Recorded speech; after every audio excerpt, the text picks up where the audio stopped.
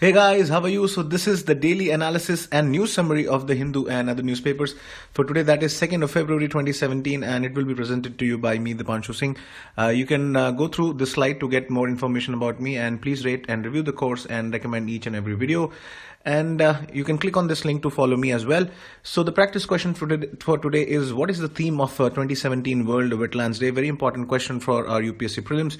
And the answer for yesterday's question is the A, Cabinet Secretary. So the first page news is obviously the whole newspaper for today is covered with information regarding budget. So we'll cover some of the news from here and there from the budget. Otherwise, we'll cover the analysis of budget and its impact and its implication on the different sectors in the economy and on India as a whole in our editorial analysis for today. So the first news is that regarding to political parties funding, said that rupees 2,000 ceiling is decided for cash donations to political parties.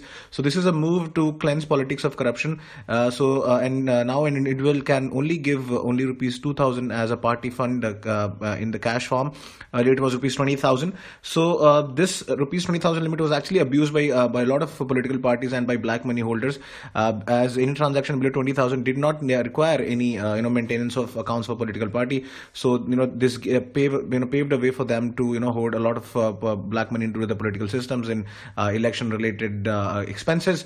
So and the budget now has focused on political funding by digital payments channels, so that they can also be tracked even if accounts need not be maintained for transaction below value of rupees 20,000.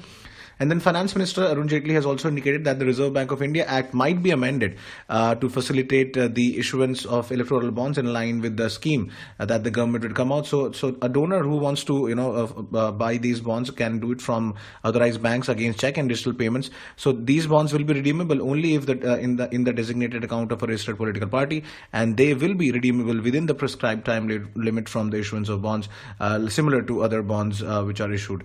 Now, also the budget has made it mandatory to file income tax returns within the time limit, although this is not liable for these political parties are not liable for any tax, but then filing returns will make them accountable to tax authority of the details of the donations. This would obviously increase the accountability and further enhance the transparency of the political system. The next is regarding the budget related information for sustainable growth. So the budget can be seen as a move to achieve three principal goals. First is that obviously to spur public private investment. Second is to about increasing the job creation and tackling. The third one is tackling the menace of black money. So to address the issue of domestic investment, public capital expenditure has been increased by a whopping 24.5%, that it can actually crowd in the private investment. So when investment would be done in public infrastructure development, private investment would automatically be attracted towards it. So secondly, to address the issue of the job creation and employment, public investment would take care of absorbing unskilled and semi-skilled youth into the job market, and this is a massive push to affordable housing. Apart from that, its vast backward linkages in the economy and high employment intensity will also contribute to achieving this goal. So the focus area will also be on textile and leather industry to create more jobs in this sector, because in this particular sector, with few and a minimum amount of investment, a lot of employment can be generated.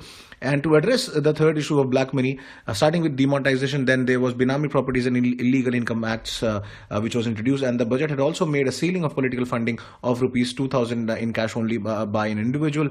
So the focus has now shifted from plan to non-plan expenditure to fiscal and revenue deficit. So the difference between the total revenue of the government and total expenditure of the government is termed as the fiscal deficit. It is an indication of the total borrowings that the government needs to borrow from the market, and while calculating the total revenue, borrowings are not included in this. The next is that regarding the appointment of CBI chief. So former Delhi Police Commissioner Alok Kumar Verma has taken over as the director of the Central Bureau of Investigation. He is a 1984 batch IPS officer and has served the Delhi Police in various capacities. He was earlier Director General of Prisons and the Director General of Police in Mizoram and Puducherry. He has also served as the Inspector General of Police in Andaman and Nicobar Islands. The next one is an important news from the Hindu. The scientists have finally identified the toxins in lychees which kills children in Bihar. This is as per a study published in Lancet. So the unsolved puzzle of encephalitis and encephalopathy actually, not encephalitis, encephalopathy among the children in Bihar has been solved now. So Muzaffarpur is famous for actually lychees, very famous for Shahi lychees, and is also known as the lychee kingdom. So children of this region, particularly especially those below age of 14, were becoming prone to encephalopathy during summer. So a team of researchers from the US and India have found the consumption of this lychee fruit along with because they generally there is a widespread malnutrition in children in these areas. So they generally used to skip their evening meals, which resulted in a very low blood glucose levels, which and acute encephalopathy, where which resulted in brain functioning. So the encephalopathy is basically a disorder or disease of the brain. In modern usage, it does not refer to a single disease, but rather to a syndrome of overall brain dysfunction. And children of Bihar suffering from encephalopathy were affected by seizures, coma, and some ended their life. So these toxins present in the lychee fruit basically block certain enzymes which are involved in normal glucose metabolism, and this results in an inability to synthesize glucose, leading to acutely low levels of blood sugar, and the buildup of other metabolic byproducts could have also had an adverse effect in combination with the encephalopathy on children, the study confirmed. The next is about Swayam portal. So this is also important from prelims point of view. So the government has proposed to leverage information technology and has launched the Swayam portal, which will have at least 350 online courses, and access to this portal would be widened by linkage with DTH channels dedicated to education. So there are certain advantages of this. So the first is that it will enable students to virtually attend the courses taught by the best faculty. It will also provide access to high quality reading resources, participate in discussion forums, and also will enable them to take tests and earn academic grades. Now, a new TB resistant cows have been developed in China. So Chinese scientists from the Northwest ANF University have produced world's first live cows with increased resistance to bovine tuberculosis. So researchers had actually used a modified version of the CRISPR gene editing technology. This is very, very, very important for prelims point of view, this technology and gene cutting and all. CRISPR-Cas9 is used to insert a new TB resistant gene, NRAMP1, into the genome of bovine fetal fibroblast cells derived from these female dairy cows. So when these were used then as a donor cells in a process called somatic cell nuclear transfer.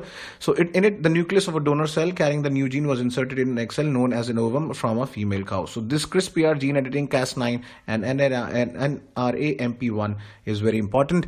The next is also an interesting news from the international page. So a lost continent has been discovered under the Indian Ocean near Mauritius. So tiny part of ancient Indian land that broke off from the island of Madagascar, obviously from the initial Pangea and the Gondwana land of Africa, India, Australia and Antarctica, was found covered with lava of volcanic Mauritius island under the Indian Ocean. And scientists have confirmed the existence of this lost continent, and the origin was identified because of studying the minerals called zircons. And Earth is made up of basically of two parts: continents, which are old, and oceans, which are young. And on the continents, you can find rocks that are over 4 billion years old, but you can find nothing like that in the oceans, as this is where new rocks are formed. So generally, oceans are younger, so there are generally no new rocks. But then this discovery of an lost island is something very surprising. And Mauritius is an island, and there is no rock older than 9 million years old on the island, as it is a volcanic origin. However, by studying the rocks on the island, scientists found zircons that are as old as 3 billion years. So that is why they were able to confirm this lost island and lost continent, in fact. And the fact that scientists could find the zircons of this age proves that there are much older crustal materials under the Mauritius that could only have originated from a continent. And if you look at the zircons, they are minerals that occur mainly in granites from the continents, and they contain trace amounts of uranium, thorium and lead. And due to the fact that they can survive geological processes very well, they contain a rich record of geological processes and can be dated extremely accurately. So if you look at this map, so the geography becomes very important because of this news. So Madagascar, Mauritius, and Reunion Island and Seychelles and Maldives and Sri Lanka. So look at the Indian Ocean map and just identify important areas from the map. Now, the business page news. So, central government is pushing for connectivity to aid digital life. So, the budget has earmarked certain funds for schemes. First is that the BharatNet, which has stepped up allocation for BharatNet project, which was formerly called as the National Optical Fiber Network, to rupees 10,000 crore in 2017-18. And it has been initiated to provide broadband connectivity to over 2 lakh gram panchayats in the country at an initial cost of 20,000 rupees 20,000 crore. So, this information is important. Apart from that, DigiGaon will also introduce another initiative which will aim to provide telemedicine, education and skills through digital technology to the people.